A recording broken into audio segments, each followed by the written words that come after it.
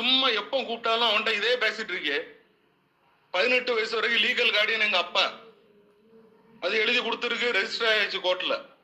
அடுத்தது எங்க அம்மா, அடுத்தது நான். சும்மா அவனை போட்டு டார்ச்சர் பண்ணிட்டு இருக்க கூடாது. அவன் இப்பதான் கொஞ்சம் ஒழுங்கா இருக்கான். அதுல இருந்து வெளியே வந்து இப்பதான் கொஞ்சம் நல்லா படிச்சுட்டு இருக்கான்.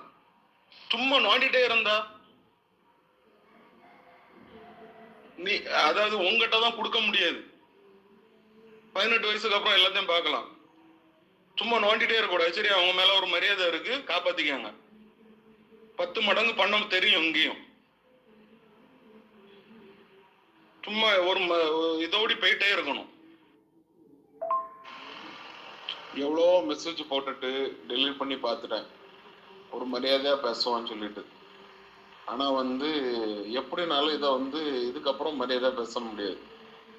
அதாவது உங்க அக்கா இறந்து ஒரு வாரத்துக்குள்ளால அவனுக்கு போன் பண்ணி ஜோயல்கிட்ட உங்க அக்கா நகைய காணலன்னு கேட்க பத்தல.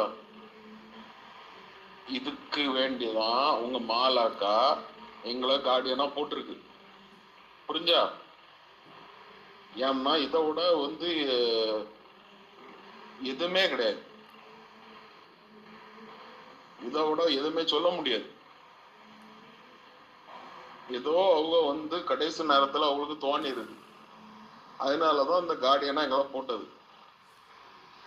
ஏன்னா ஒரு வாரத்துக்குள்ளாலே அவனை போன் பண்ணி உங்க நகை இல்ல, நீங்க எங்கெங்க போய் என்னென்ன வந்து எல்லாம் விசாரிச்சீங்கன்னு எல்லாம் எனக்கு தெரியும். அங்க ஒவ்வொரு இடத்துலயும், பேங்க்லயும், கேனரா பேங்க்லயும், கேனரா பேங்க் இல்ல, ஐஓபிலையும், எல்லாத்துலயும் நீங்க பண்ணது எல்லாமே எனக்கு தெரியும். ஏன்னா இதுக்கு வேண்டிதான் எங்களை கார்டியனா போட்டது. அது வந்து உங்க நகை கிடையாது, அது வந்து உங்க அம்மா நகை கிடையாது, உங்க அப்பா நகை கிடையாது, அது மாலாக்காக்க நகை. அது வந்து அவனுக்கு மாலாக்கா தாலி வந்து என்கிட்ட தான் இருந்து, அவ ட்ரீட்மெண்ட்ல இருக்கச்சுமே ஃபுல்லா என்கிட்ட தான் இருந்து, என்கிட்ட தான் தந்துட்டு போனாவோ. ஏன் உங்ககிட்ட தரல? நீங்க ஆஸ்பத்திரியில தானே இருந்தே, ஏன் உங்ககிட்ட தரல?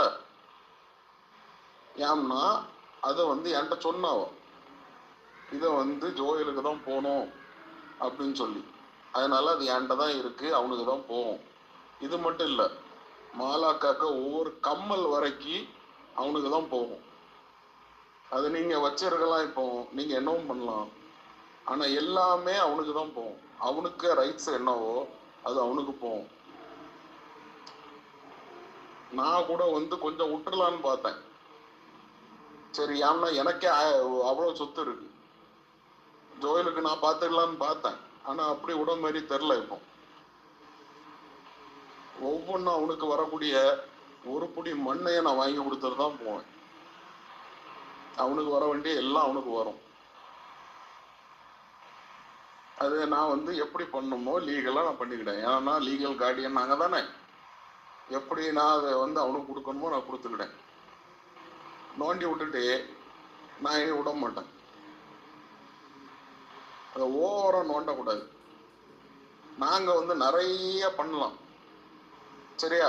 நாங்க வந்து வெளியே இருக்கோம், வெளியே நாங்க வந்து டவுனுக்குள்ளால சிட்டிக்குள்ளால இருக்கோம். எங்களுக்கு நிறைய கிரிமினல் எப்படி வேணாலும் கொண்டு போவோம். அந்த ஒவ்வொரு கிரிமினலும் கிடையாது, அவனுக்கு வேண்டி அவனுக்கு வரக்கூடிய பங்கு அவனுக்கு போட்டு. எனக்கு சொத்துல 1% கூட உங்க சொத்து கிடையாது, அது மட்டும் தெரிஞ்சுக்காங்க. நீங்க காட்டுக்குள்ள வச்சிருக்கீங்க எவ்வளோத்தையும். எனக்கு வீடே வந்து 10 கோடிக்கு மேல போகும். எனக்கு வந்து எனக்கு சொத்துல 1% கூட உங்க சொத்து கிடையாது. இது சொத்தை பத்தியே கிடையாது, பைசாவை பத்தியும் கிடையாது. நான் எல்லாத்தையும் விட்டுலாம் தான் இருந்தேன், ஆனா இனி விட மாட்டேன்.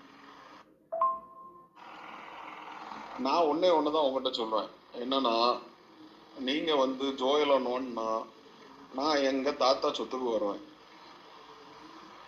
சிம்பிளான விஷயம் தான். நான் இனி டெலிட் பண்ண போறது இல்லை, நிறைய போட்டு டெலிட் பண்ணியாச்சு. ஆனா வந்து இதுதான் உங்ககிட்ட சொல்ல, என்னன்னா உங்க அப்பா சம்பாதிச்சது கொஞ்சம் தான், நீங்க இப்ப அனுபவிச்சுட்டு இருக்கீல்ல, அது எல்லாமே பாதிக்கு பாதி இல்லை, எல்லாத்தையும் நாங்கள் அனலைஸ் பண்ணி அந்த பத்திரம்லாம் நாங்கள் எதுக்கு வந்து பார்த்தோம்ல, எல்லாம் தெரியும். பெரியப்பாவும் சொல்லுவோம், உங்க அப்பா சம்பாதிச்சது கொஞ்சம் தான். நான் வந்து எனக்கு எங்க தாத்தா சொத்துல எனக்கு பங்கு இருக்கு. நான் இனி வந்து நான் கேஸ் போடுவேன். இப்ப நீங்க ஒரு வீட்டுல இருக்கேல்ல, அவனை கூப்பிடுவீங்கல்ல, இது வந்து உன் வீடு இல்ல அங்க வந்துருன்னு. அந்த வீட்டில் அந்த வீடு அது வந்து எனக்கு எங்க தாத்தா சொத்து. அது உங்க அப்பா சம்பாதிச்சது கிடையாது. நான் கேஸ் போடுவேன், நான் லீகல் நோட்டீஸ் அனுப்புவேன், நான் ஸ்டே வாங்குவேன். அந்த கேஸ் முடியாத வரைக்கும் அங்க யாரும் இருக்கக்கூடாதுன்னு. அந்த வீட்டுக்குள்ள யாரும் இருக்க மாட்டேன். நீங்க, உங்க பிள்ளை, உங்க ஒய்ஃப் யாருமே இருக்க மாட்டாவோ. நீங்க வந்து நோண்டுனா நானும் நோண்டுவேன். நான் வந்து பெருசா நோண்டுவேன், நீங்க தாங்க மாட்டேத. எல்லாருக்கும் வந்து சாப்டர் முடிச்சு விடுவேன்.